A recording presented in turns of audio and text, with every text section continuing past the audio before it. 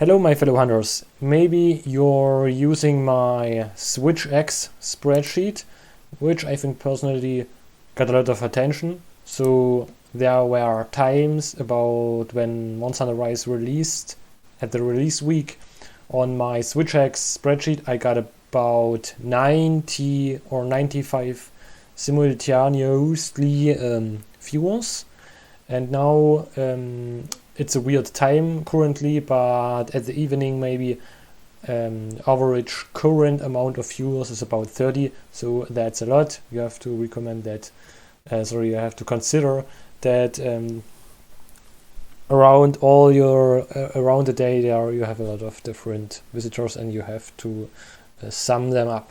So the thing I've done, maybe you know this calculator. I've used this calculator for the Meta 3.80 builds, so you can see the builds. So for the charm I've used the extremely common charm. You can see them here on this spreadsheet, on this tab, and yes, you can see I've added the calculations here. And I have used my CycleDPS calculator version 2. There is also a version 1. You can see this here. No, I'm not sure. Where is my old calculator? So this is the version 1. Maybe I change it. This was my first calculator I've ever programmed, and it only worked with the dummy from the arena, so this calculator isn't used anymore. And for the meta builds I've shown you, I've used the version 2, so this is this version. It shows you some stats, amount of fixed damage. You can also trigger some skills, also use special ramp up skills, only a few, so only the most important stuff you can add here. So no details, no hunting horn buffs. For the AOT I used the speedrun AOT. So you can see here the elemental hit zone value is always 20, and I used for the cycle DPS calculation average of 60, 45, 30. So the reason why I have upgraded this calculator is, first of all, I want to say Kookaburra added a lot of mods to this calculator. I currently added this calculator to this tab, it is the version 3, and this I am showing you currently in this video is the version 3 plus, because that's not a huge change, but you can use this for specific monster matchups. So the Kookaburra version 3 base calculator doesn't use that monster pod specifically, so it's maybe better if you just wanna type in your own hit zone values and don't want to use the calculator against specific monsters. So maybe in the future I'm using the base version 3 calculator, not the version 3 plus calculator, because it's specifically only for monster matchups. So you can see here Kookaburra added a lot of triggerable skills like Counter-Strike, Heroics, Dragonheart. You can toggle all that stuff on or off. Also sidebind boost and other stuff, which is pretty cool. He also added a lot of new moves like Invisible Gambit and other stuff, which is pretty useful if you're hunting Diablos or other monsters. You can see here for the matchups, for which monster matchups I recommend using the Invisible Gambit. And the thing I'm showing you is, first of all, I'm gonna explain. So this calculator uses the two average hit zone values. He uses the hit zone values, which are the average hit zone values are above 45 or exactly 45 from a monster that can trigger weakness exploit, and it uses the non-weak zones like the hard monster parts, which has a hit zone value below 45. All this calculation here is based on the Kira Nico hit zone values. The thing is, if I only use the average hit zone value. Let's gonna say it's 44, the average hit zone value of a monster. So if I put the average of all these hit zone values together, average is 44. And if I type it into the calculator, maybe it all the times triggered weakness exploit, or it never triggered weakness exploit. And that's the reason I've calculated the average hit zones above 44 and the average hit zones below 44. And after that number, you can see, for example, you can see here Apex Rattlers, so the average, or Agnosum, the average hit zone values which are above 45, you can see here is this one 63, this one 63, and also this one 63. So you don't have to calculate anything, you know, just it's 63. And now you can see the average of the hit zones where you can't trigger weakness exploit. It's 43, 38, 36, and so on. And I've calculated the average, and you can see average hit zone when you don't hit the weakness zone, it's 39.2. Yes, and after that hit zones, I added the multiplier. So I have two different options for the multiplier. One is the multiplier for a random player, and I think for my future calculations, I also only use that multiplier for the average player. And for example, so you can see here the Agnosum has 8 hit zones. You can see it here in this cell. It is 3 out of 8. So Agnosum has 8 hit zones, and 3 of these 8 hit zones are weak zones. So the thing is, if you are attacking Agnosum and you're just average player and attack random monster parts, the probability to hit a weak zone is 38%, and that's the reason I've added these multipliers, and they are extremely important.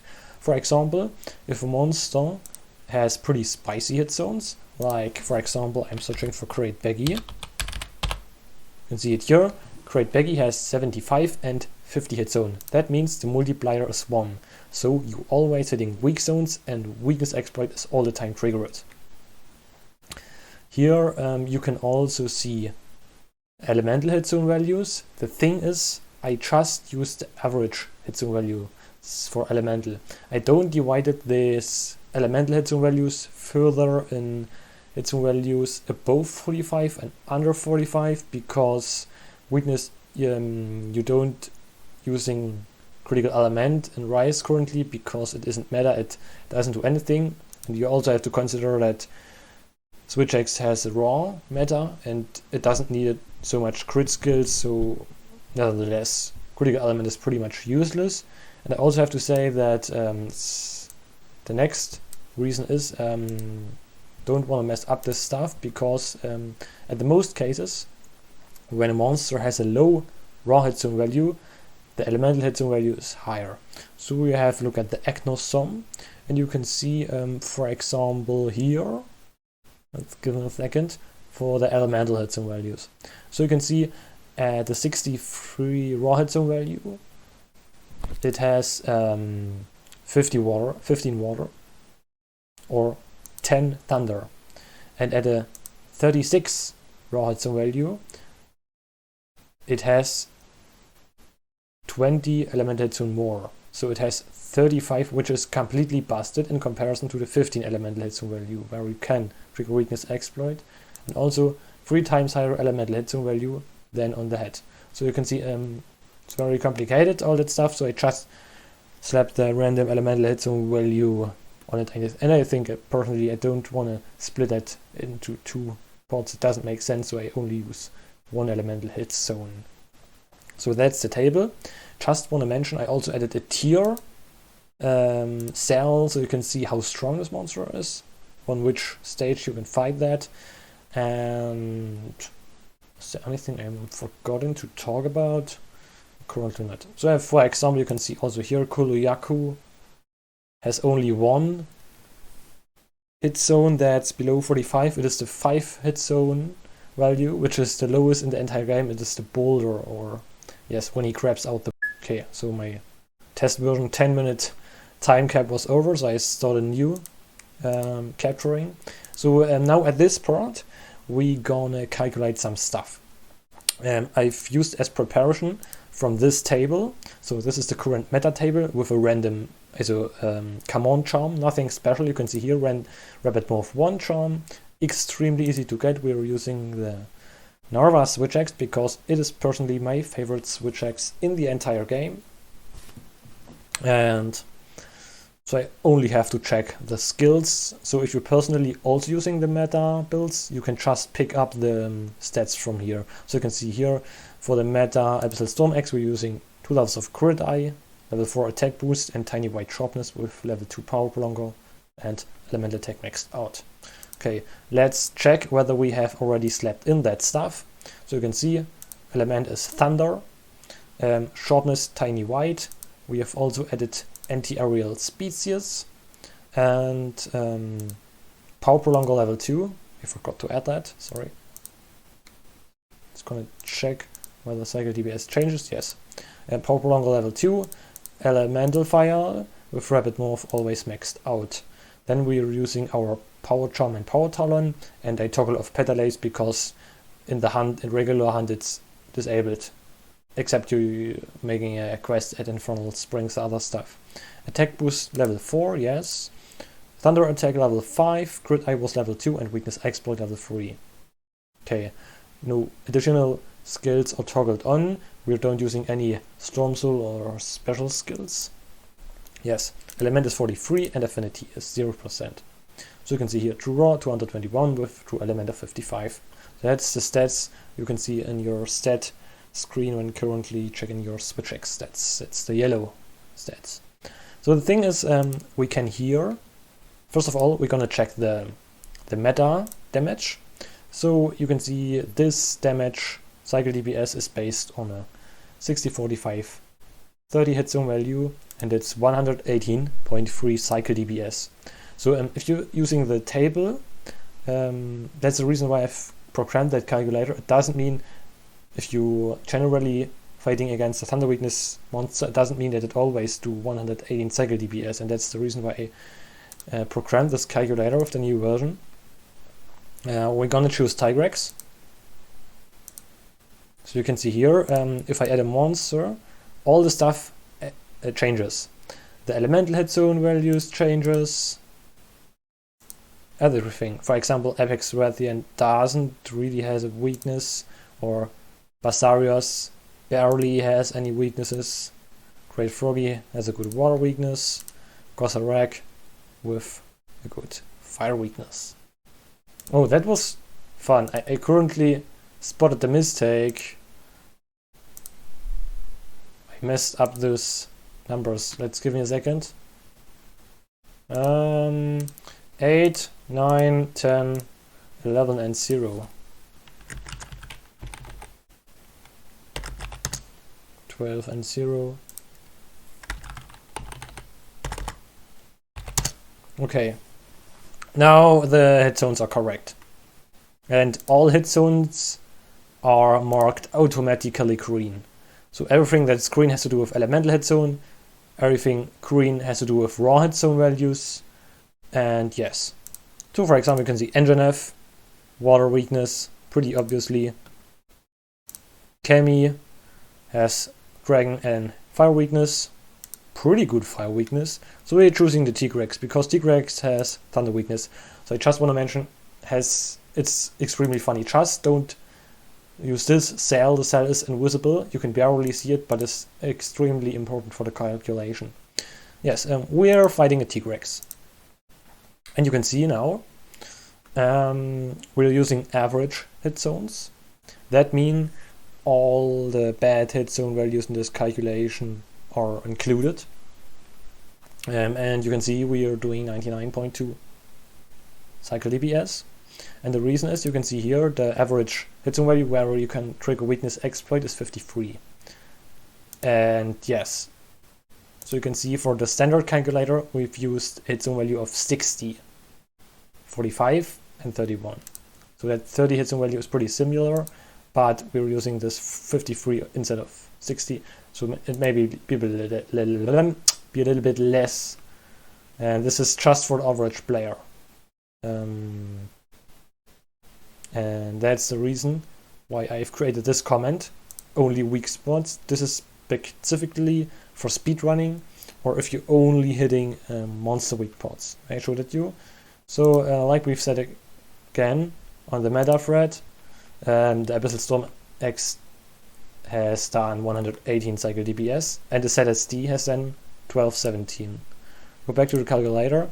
ZSD still decent damage, 1104 damage of the ZSD.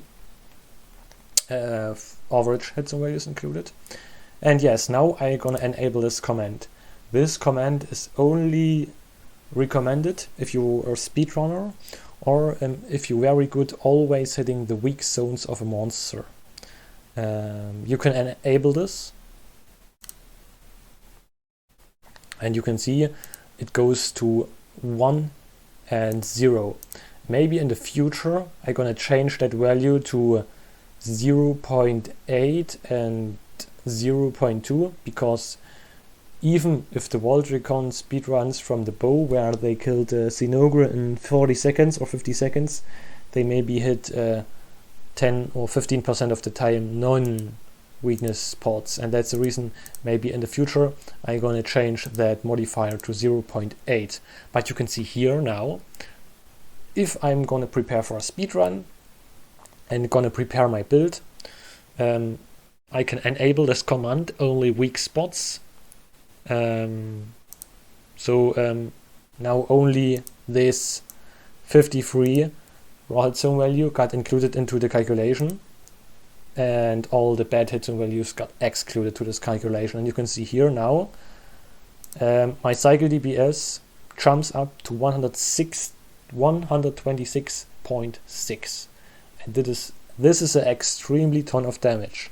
And now we're gonna do a pretty interesting thing, or for me personally, one of the most interesting things that benefits of this tool is maybe we can use it against Nargacuga, because Nargacuga also is anti-aerial species. And let's gonna do this. Go to Nargacuga. Okay. You can see pretty decent thunder hit zone. And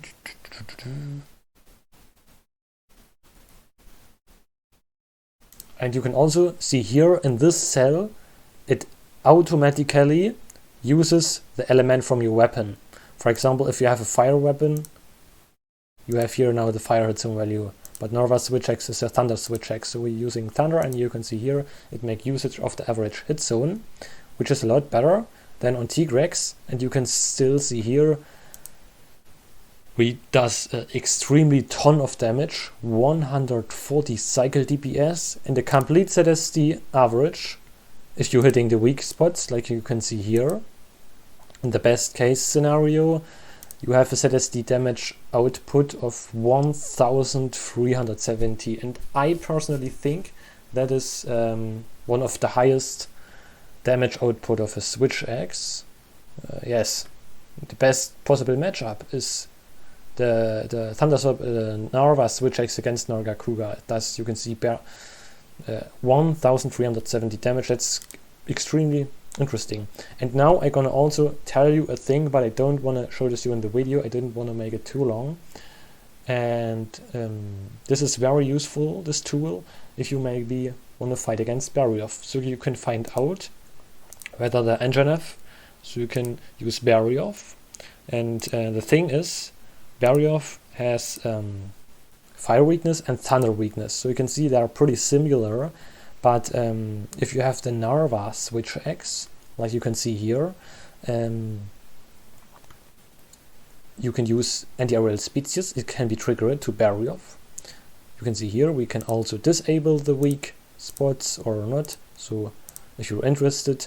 So you can see on Barioth the multiplier is only 0.3, which is extremely low. So in this case I recommend make use of the tool, because it's not that hard to hit Barioth's head, so you can apply that to 1. And you can see 122.7 cycle DPS. And if you're interested, you can write that number down and then change these values, but I don't want to make it in the video, change it to fire, and then put in the build for your Knashing Flammenbeil, or Wrath Blaze Splitter if you have a Meta Switch X. And then you can compare whether the Narva Switch X or with anti-aerial species or the Engineer Switch X is better with your build. I'm gonna drop a link at the bottom of the video so you can make use of this calculator. To use this calculator, press data and make a copy so you can use it offline. And I'm not sure whether to update the meta builds. You can tell me in the comment section down below. Sorry for making this video too long. See you next time.